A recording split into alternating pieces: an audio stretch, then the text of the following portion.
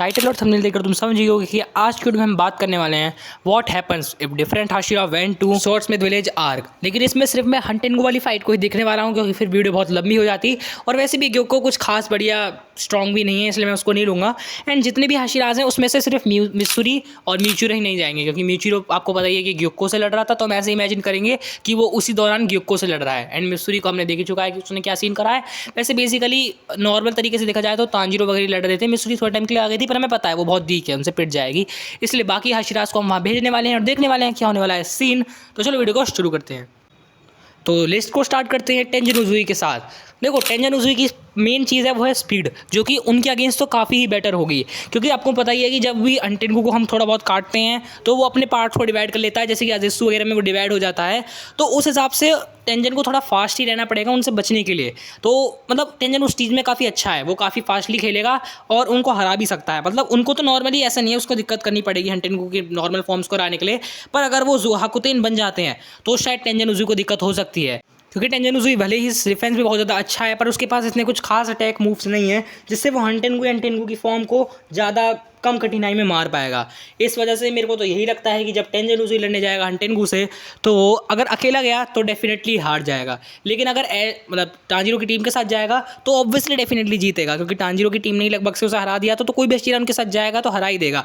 इसलिए वैसे हम तांजीरो वाली टीम को ना कंसिडर करके माने तो टेंजन उजुई हार जाएगा। पर ये बात है कि वो काफ़ी अच्छी टक्कर देगा, पर जैसे ही जोहाकुतेन बन जाएगा तो कुछ खास नहीं कर पाएंगे टेंजन। नेक्स्ट हाशिरा की बात करें तो वो है शिनोबु कोचो, यानी कि सबसे वीकेस्ट हाशिरा। तो अगर वो लड़ने जाएगी हंटेनगू से तो मेरे ओपिनियन में वो एक नॉर्मल फॉर्म से ही हार जाएगी। हाँ मैं सही कह रहा हूँ, वो अजेत्सु वगैरह से भी हार सकती है। वो भाई सच में काफ़ी वीक है, वो मतलब हारेगी नहीं उनसे, पर हाँ मतलब इसका मैं कंपेनियनशिप ही नहीं ले रहा यार, हार जाएगी बहुत ईजिली हंटेनगू से। इसलिए इस बोरिंग पार्ट को हटा के जाते हैं थोड़े इंटरेस्टिंग पार्ट पे, यानी कि अब आ रहे हैं लड़ने रेनगोकू सामा।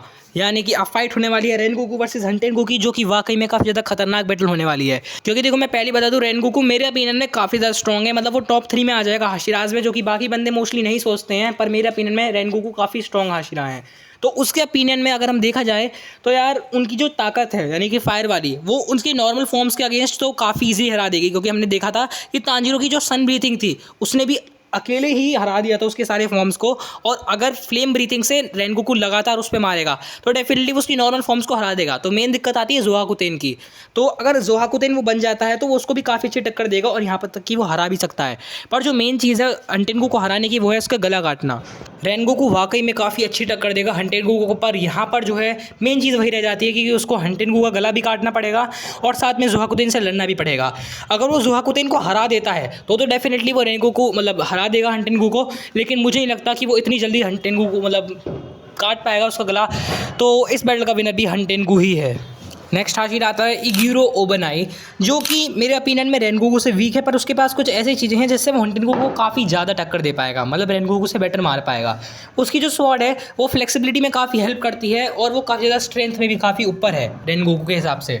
इग्यूरो को देखकर वाकई में लगता है कि वो काफ़ी ज़्यादा अच्छा खेल पाएगा और हमें पता भी है कि जो फाइनल फाइट हुई थी मुजान के साथ में उसमें उसने मुजान को भी काफ़ी देर का रोक के रखा था, यानी कि वो हंटेनगू की नॉर्मल फॉर्म को तो बच्चों की तरह मारेगा आराम से, लिटरली बहुत आराम से। लेकिन जो बात आती है जोहाकुतेन की, उसको भी वो अकेले ईजिली डोमिनेट कर लेगा। बस दिक्कत इस बात की हो सकती है कि कहीं उसे हंटेनगू का गला ना मिले और पीछे से जोहाकुतेन वगैरह उसे मार दे, ऐसी दिक्कत हो सकती है। लेकिन अगर उसको कहीं ना कहीं से गला मिल गया, मतलब हंटेनगू कहीं मिल गया उसे, तो डेफिनेटली इस बैटल का विनर इग्यूरो ही होगा क्योंकि हमें पता है यार उसकी पावर लेवल बहुत अलग लेवल की है, क्योंकि उसने एक टाइम पे मुजान को भी रोक लिया था और वो दिखने में जैसा लगता है ऐसा बिल्कुल भी नहीं है वो, क्योंकि उसमें दिमाग काफ़ी ज़्यादा है। उसकी ब्रेन पावर इतनी अच्छी है कि वो 2 बार को काट के ही मतलब समझ जाएगा कि ये और डिवाइड हो रहे हैं, तो क्या पता वो सीधा हंटेनगू को ढूंढ के मारने की कोशिश करेगा, क्योंकि मैं पता है तांजीरो और बाकी लोग तो थोड़े से बुद्धू हैं तो वो जरूर उन चारों को मतलब निकालवा ही लेंगे। पर अगर वो पहले ही जान गया, मतलब ऑब्वियसली जान ही जाएगा, पर क्या पता वो खुद भी काट ही दे। लेकिन अगर वो थोड़ा सा दिमाग लगाएगा तो ऐसा हो सकता है कि वो जोहाकुतेन या फिर बाकी फॉर्म्स को आने न दे और हंटेनगू को पहले ही काट दे। मेरे हिसाब से इस बैटल को इग्यूरो मिड डिफिकल्टी के हिसाब से जीत जाएगा। नेक्स्ट हाशिरा आता है गियोतोमियो का। वो तुम समझ रहे होगे कि मैं इसको काफ़ी इजीली जिताने वाला हूँ, पर जितना ये स्ट्रॉन्ग लगता है उतना स्ट्रॉन्ग ये नहीं है। तुम ये मान लो कि रेनगोकू की प्लेस से इसको मैं स्विच कर देता हूँ, क्योंकि देखो एक तुम्हें एग्जांपल देता हूँ कि जो फाइट हुई थी अपर मून के साथ तांजीरो और ग्यू की, उसमें ग्यू जो है इतना कुछ खास टक्कर नहीं दे पा रहा था काजा को, और तांजीरो के साथ मिलकर उन्होंने उस स्टेज पर लाया था अकाज़ा को, जिस स्टेज पर मतलब रेनगोकू अकेले ही ले आया था। तो उस हिसाब से, और भाई लिटरली ग्यू ने कुछ खास परफॉर्म भी नहीं करा, उसने लिटरली सिंगल कॉम्बैट में अकाज़ा को पेटा भी नहीं था एक बार भी। तो उस हिसाब से देखा जाए तो रेनगोकू से तो काफ़ी हद तक वीक है ग्यू, और उसको बेवकूफ़ बनाना भी काफ़ी आसान है, जैसे तांजीरो ने भी उसे कई बार बना रखा है। मतलब थोड़ा सा उसका दिमाग कम है, इग्यूरो से कंपैरिजन में कम है। तो मेरी बातों का तो मतलब समझ रहे होगे कि जब ये लड़ने जाएंगे तो ग्यू तोमियागा का गला कट कर ही आएगा। इसकी 13 फॉर्म के अलावा कुछ खास भी नहीं है, मतलब जैसे इग्यूरो के पास उसकी स्वॉर्ड थी या फिर बाकियों के अलावा इसके पास बस थोड़ी बहुत स्ट्रेंथ है, जो कि जिस वजह से उसको बहुत ओवर हाइप करते हैं, क्योंकि काफ़ी ज़्यादा फेवरेट हाशिरा है। तो मेरे अकॉर्डिंग तो यार ये हार ही जाएगा। अब आगे हाशिरास पे बढ़ते हैं, क्योंकि उनकी फाइट थोड़ी सी इंटरेस्टिंग होगी। और भाई लोग, अगर तुम्हें बैकग्राउंड में से थोड़ी सी खतरनाक वाली आवाज़ आ रही हो तो समझ जाना कि क्रैकर्स की आवाज़ है, क्योंकि मैं छत पर ही वॉइस ओवर करता हूँ। और कई दिनों से वीडियो से वजह से लेट हो गई थी, क्योंकि दिवाली की वजह से लोग बार बार पटाखे फूट रहे थे, तो मेरी वॉइस ओवर ढंग से नहीं हो पा रही थी। पर आज थोड़े से कम फूट रहे हैं, पर अब भी फूट ही रहे हैं पटाखे। इस वजह से मैं थोड़ा सा देख कर वॉइस ओवर कर रहा हूँ, तो थोड़ा सा इग्नोर करना बैकग्राउंड नॉइस को।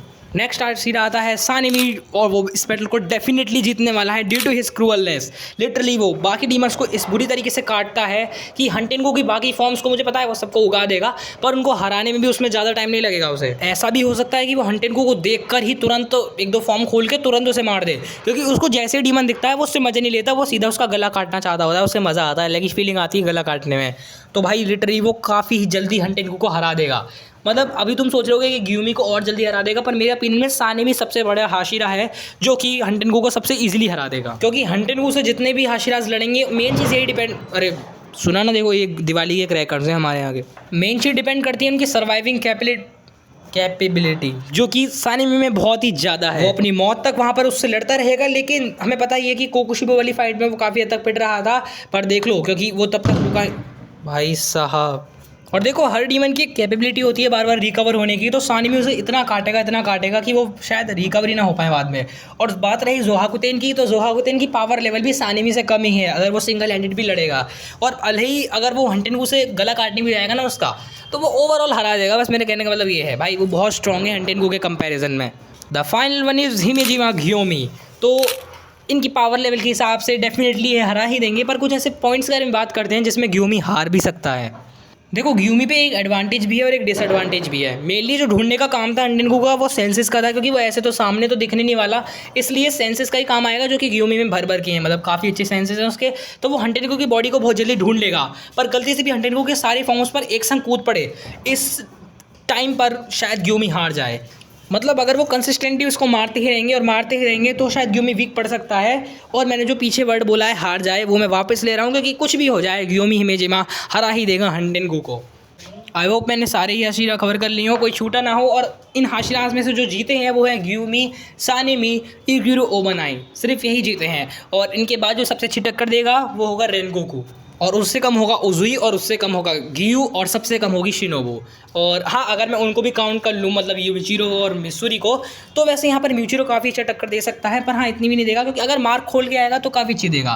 तो मतलब अगर मेरे को इनको टीयर लिस्ट में रखना हो तो मैं गियू को जो है साउंड हाशिरा से ऊपर रखूँगा, और गियू से भी ऊपर ऑब्वियसली हो ही जाएगा, पर हाँ साउंड हाशिरा से ऊपर, और आई थिंक इग्यूरो से पीछे रहेगा वो। और मिसूरी को मैं शिनोबू से ऊपर रखूँगा और गियू से नीचे रखूँगा।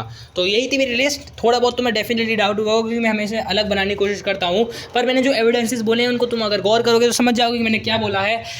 तो यही थी आज की वीडियो। कमेंट में बता देना अगर कुछ टॉपिक चाहिए हो, नहीं तो मैं खुद बना ही दूंगा। मिलते हैं वीडियो में, बाय बाय।